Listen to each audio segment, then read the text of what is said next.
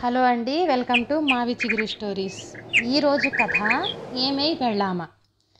ఈ కథ మొదలుపెట్టే ముందు ఈ ఛానల్ని కొత్తగా చూసేవాళ్ళు, ఇంతవరకు సబ్స్క్రైబ్ చేయని వాళ్ళు సబ్స్క్రైబ్ చేసి సపోర్ట్ చేయండి. ఇక కథ మొదలు పెడదాం. ప్రియమైన పెళ్ళాం గారికి అంటాను అనుకున్నావా? నువ్వు పెళ్ళానివి కాదే, నా పాలిట భల్లానివి. అందుకే నేను మా పుట్టింటికి వెళ్తున్నా. నీతో వేగటం నా వల్ల కావట్లేదే. అయినా నిన్ను ఎన్నని ఏం లాభం? నీ బాబు ఉన్నాడే, ఆ బట్టతల బాలరాజుగాడు, వాడిని అనాలి. నిన్ను పెళ్లి చూపులు చూడటానికి వచ్చినప్పుడు మా అమ్మాయి చాలా మంచిది, తనంత గుణవంతురాలు లేదు, మా పిల్ల నోట్లో నాలుక లేదు అన్నాడు. వామ్మో వామ్మో వామ్మో, ఆ బాలరాజుగాడు చెప్పింది విని నీ నోట్లో వేలు పెట్టి ఉంటే ఈ పాటికి నేను జైపూర్ చెయ్యి పెట్టించుకుని తిరిగేవాడినే. మీ అమ్మ ముందే మహానటి సావిత్రి గారిని మించిపోయేలా నటిస్తూ మా అమ్మాయి వంట చేస్తే చేతులు కూడా కడగరు అని కొంగు సరిచేసుకుంటూ చెప్పిందే. నిన్ను పెళ్లి చేసుకున్న దగ్గర నుండి నువ్వు వంట చేస్తే తిందామని, రోజు చెయ్యి కడుగుదామని కిచెన్లోకి వచ్చేలోపు వంట అవతారం చూసి భయమేసి తినకుండానే పారిపోయేవాడిని.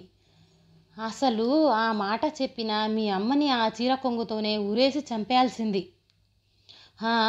మర్చిపోయా, మీ ఇంట్లో మీ అన్న పీనుగున్నాడు కదా. నా చెల్లి ఇల్లు సర్దితే అద్దంలా తల మెరుస్తుంది బావగారు అని చెప్పాడు.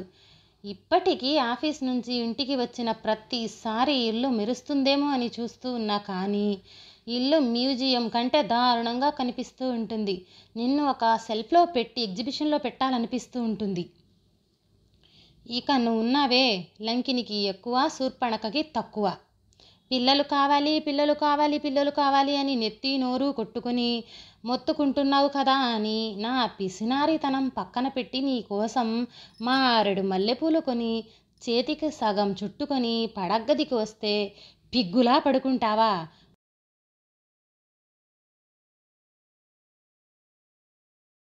కోపం వచ్చింది, కానీ ఏం చేస్తాను.